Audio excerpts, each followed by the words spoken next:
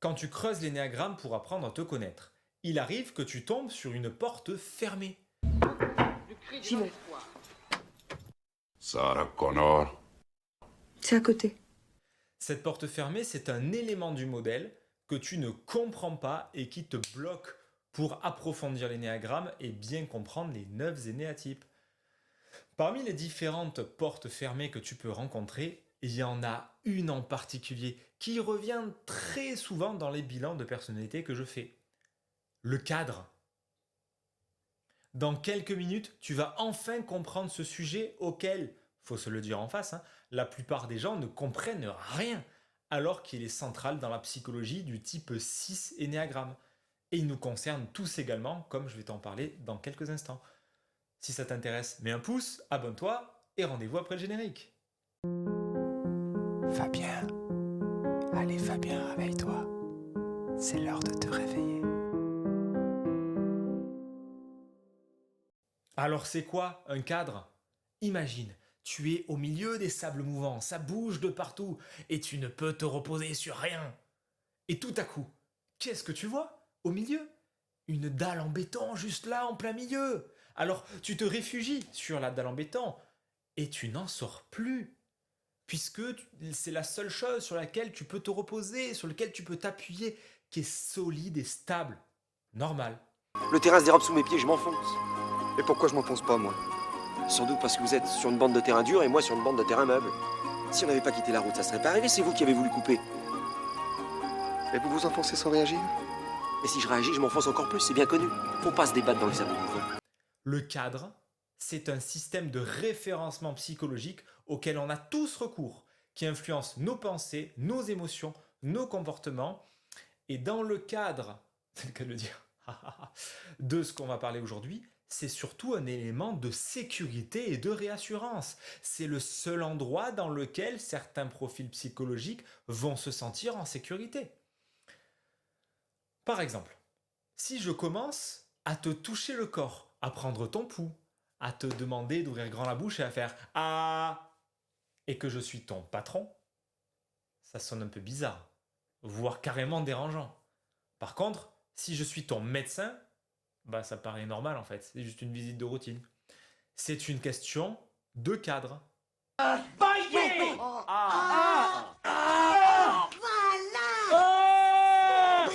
mon pépé, bravo! Nous avons tous plein de cadres, que ce soit le cadre amical, cadre familial, cadre professionnel. Et tous ces cadres sont des cadres conceptuels, des cadres en lien avec des idées. Et c'est aussi le cadre religieux, une idéologie quelle qu'elle soit, la politique, une philosophie particulière, en lien avec l'alimentation aussi. La notion de cadre, elle est essentielle pour comprendre un type 6 énéagramme. Pourquoi ce cadre est-il si important? Si tu veux comprendre le type 6, écoute bien là ce que je vais te dire, et même je t'invite à noter. Il y a 3 éléments qui font que le cadre il est important. Premièrement, le cadre est un endroit délimité. Il y a des règles, il y a un code de conduite qui est clair. Et surtout, c'est le seul rempart pour être en sécurité et éviter d'être envahi par mes peurs lorsque mon centre mental disjoncte. Ce qui arrive souvent, un type 6 qui a un centre mental préféré utilisé dans les deux directions, il va avoir la même problématique que les deux autres types du triangle, 3, 6, 9, même problématique, sous stress égotique, le centre préféré se fait la malle et devient inopérant complètement. Donc c'est l'occasion, c'est une nécessité de pouvoir se sentir en sécurité dans ces moments-là et d'avoir quelque chose de stable et de tangible sur lequel se reposer. Deuxièmement, deuxième importance du cadre, c'est qu'il me permet de me situer, de savoir où je suis et de ne pas être perdu. Je peux savoir situer, lui il est là, ok, lui dans le cadre, lui non, ok, et je peux du coup me naviguer comme ça dans le monde, comme je peux tranquillement, tout en me sentant plus ou moins en sécurité. Troisième élément important en lien avec le cadre, c'est qu'il me permet, en tant que 6, d'être entouré et éviter à tout prix d'être tout seul dans un mode hostile que je ne comprends pas. Puisque qui dit cadre, quand tu as un cadre conceptuel, c'est un cadre amical, il y a des gens, cadre familial, il y a du monde. Cadre religieux, dans une paroisse, il y a du monde. Cadre politique, dans un courant particulier, il y a du monde. Cadre alimentaire, de paléo-vegan, il y a du monde. Tu comprends la logique? Souvent, les cadres du type 6 sont inconscients. Ils ne les voient pas parce que c'est la structure inconsciente qu'il ne peut pas remettre en question, puisque tout repose dessus. Et rappelle-toi qu'autour, il y a des sables mouvants partout. Le cadre agit comme un rempart à la barbarie sur lequel le 6 peut se reposer. En clair, le cadre est pour le type 6 une figure paternelle, rassurante et structurante. Inconsciemment, le 6 a délégué sa propre sécurité à un papa extérieur à lui. D'où la dépendance du 6 à une figure d'autorité. Et on va en reparler dans quelques instants parce que ce rapport à papa et à une figure d'autorité est très ambivalent et beaucoup de gens ne comprennent pas ça, donc je vais y revenir. Tout ça a deux implications pour le type 6 en lien avec ces cadres. Quand je suis 6, je sais me repérer et naviguer dans ces cadres comme un poisson dans l'eau, puisque ça parle mon langage et du coup je peux m'adapter et me mouler sur les cadres qui sont les miens. Deuxième implication, d'où l'orientation de loyauté. L'orientation, c'est ce qu'un énéatype apporte au monde, et le 6, c'est la loyauté. Loyauté envers mes cadres. Et donc, l'orientation d'une part, l'interdiction formelle d'en dévier d'autre part, sous peine de mort, de disparition. C'est là le grand danger, l'évitement compulsif. J'avais déjà fait une vidéo à ce sujet, tu pourras aller la retrouver si tu veux, je te la mettrai là si j'y pense. L'évitement compulsif, c'est pas juste une peur, c'est une erreur 404, un endroit extrêmement horrible à éviter à tout prix pour un psychisme humain. Et chez le 6, c'est la déviance du cadre. D'où tous les mécanismes de défense pour éviter d'en sortir. Et donc la projection, puisqu'on parle de mécanisme de défense, d'où la projection aussi qui permet d'éloigner de mon safe space, qui est mon cadre, d'éloigner toutes les zones d'ombre, tout ce qui pourrait être la moindre ombre au tableau du cadre.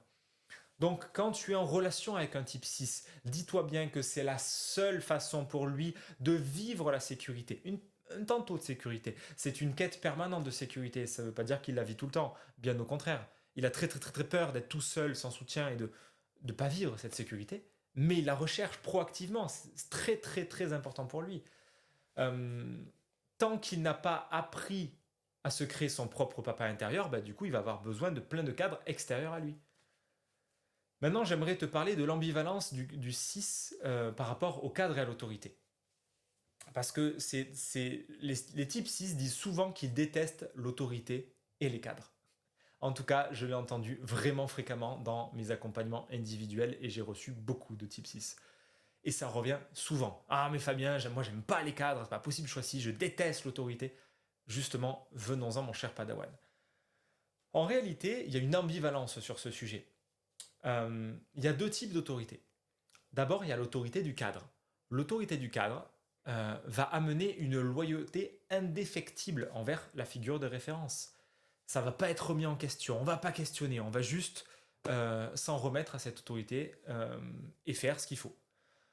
Dans son cadre, le 6 cherche à faire respecter les règles. Il en est le gardien, le chien de berger, quand les gens commencent à dévier. C'est d'ailleurs toute l'utilité des normes de sécurité, soit dit en passant, tout autant que la limite des normes de sécurité. Ça dépend aussi du sous-type, on en reparlera bientôt, j'ai plein de vidéos prévues à ce sujet, mais tous les 6 ne sont pas autant à cheval sur faire en sorte que les autres respectent. Il y en a qui sont très à cheval là-dessus, surtout le sous-type social, mais on en reparlera. Donc ça, c'est le premier type d'autorité où le 6 s'incline et vraiment il s'en remet parce que c'est un papa de substitution et ça amène une sécurité, ça amène une protection, ça amène un endroit qui est safe. Ensuite, il y a d'autres autorités. C'est les autorités abusives hors cadre. Et là, le 6 brandit sa lance et tel un chevalier, il va lutter, combattre pour la vérité, combat contre l'obscurantisme et se battre pour la vérité. Et du coup, il va projeter sur cette autorité hors cadre toute son ombre. Et ça le rassure de se battre pour la bonne cause, du coup. Parce qu'il va se battre pour son cadre, pour le cadre, c'est pour nous que je fais ça. C'est le 6 qui va combattre les forces du mal, hors cadre, pour rétablir la vérité. Et là, tu vois, ça sonne très dichotomique et très duel comme vision du monde, et c'est tout à fait le cas. C'est-à-dire que quand tu es en relation avec un 6, soit tu es dans son cadre, soit tu l'es pas. Et le comportement d'un 6 par rapport à toi va changer drastiquement. si tu es dans le cadre ou hors cadre, c'est très très très très différent. Et il n'y a pas d'entre-deux. Le 6, il a besoin de sécurité, donc il veut savoir où tu te places. Et il veut savoir, ok, t'es là ou t'es là. Et du coup, il va te placer comme des pions sur un échiquier pour qu'il puisse savoir à qui il a affaire. Ça permet de se repérer, ça permet de savoir à qui je peux faire confiance et à qui je peux pas. Déjà que la confiance est dure à obtenir, donc il faut vraiment que je sache exactement qui se place où. Plus le 6 est désintégré, plus il va aller loin pour nuire à quelqu'un, convaincu d'être du bon côté. Ce sont des 6 qui vont faire de la délation, qui vont porter plainte, qui vont aller jusqu'à pourrir la vie d'une personne, voire carrément la détruire. Je remets une parenthèse ici dont on a déjà parlé sur la vidéo du type 6. Tout ce qui est hors cadre est vu comme plus dangereux que ça ne l'est réellement. C'est-à-dire qu'il y a une polarisation du monde extérieur et une dépolarisation du cadre. À l'image de ce que je te disais sur la dalle de béton et les sables mouvants. En réalité, quand tu vas vivre dans la vie, marcher sur des terrains, marcher dans la forêt ou sur du goudron ou quoi, c'est jamais aussi... T'es jamais sur des sables mouvants et t'es jamais sur un truc indestructible. T'es toujours sur un truc, tu sais pas trop, c'est la vie, c'est le mouvement. Le 6, il a besoin de se créer une plateforme qui est indestructible, on va y arriver, indomptable, inviolable, un truc qui est tellement bétonné que voilà, t'as compris. Et à l'extérieur, c'est vu comme un truc qui est vraiment dangereux. Il faut pas dévier de ça. Et quand je dis cadre, ça peut être bien sûr un lieu, le lieu de... Voilà. Mais quand on parle de cadre, c'est un cadre mental. Tout ce que je t'ai dit, on parlait de cadre idéologique, de cadre en lien avec des idées. Le cadre du 6, il est mental, parce que le 6 est mental. Toute cette notion de cadre se fait dans des concepts. Un parti politique, c'est un concept. Une idéologie alimentaire, c'est un concept. Et il y a un certain nombre de règles, un certain nombre de normes, de codes à respecter. Et quand tu fais tout ça, t'es dedans, entre guillemets. Il y a ceux qui sont dedans et ceux qui y sont pas. Bonjour. M'adresse pas la parole, hérétique, démon! Tu sais, moi, pour moi, les femmes, j'aime pas ça, c'est de la saloperie. Cette précision étant faite, le cadre ne concerne pas que le type 6.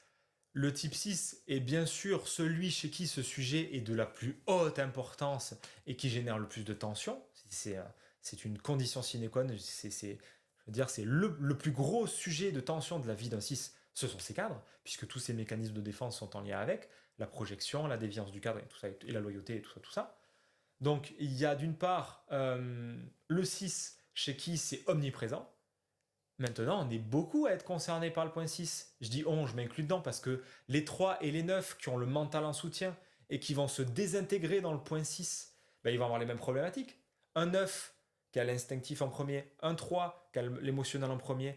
Si ces deux énéatypes-là ont un centre mental en soutien, c'est pas obligatoire, il peut y avoir un instinctif en soutien pour le 3 et un émotionnel en soutien pour le 9. Je te referai une vidéo plus spécifique sur les 3, 6, 9 et tout ça. Mais du coup, pour les 3 et les 9 qui ont leur centre préféré qui se fait la malle, ils vont être sur ce centre mental en soutien, ce centre mental qui va tourner en boucle et où du coup, ils vont se désintégrer dans le point 6. Et ils vont avoir les traits désagréables, pessimistes et négatifs du 6. La peur, la lâcheté et tous les traits de doute et compagnie du type 6. Donc, les problématiques de l'énéatype de base, à celles-ci vont s'ajouter les problématiques du 6 pour les 3 et 9. Idem pour les 5 et les 7 qui ont une L6.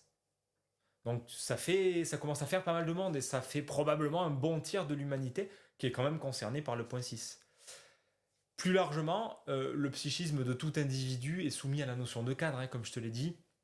C'est vécu inconsciemment comme une sorte de bocal qui préexiste à la relation. C'est une sorte d'environnement inconscient, énergétique, invisible, mais qui préexiste à toute relation.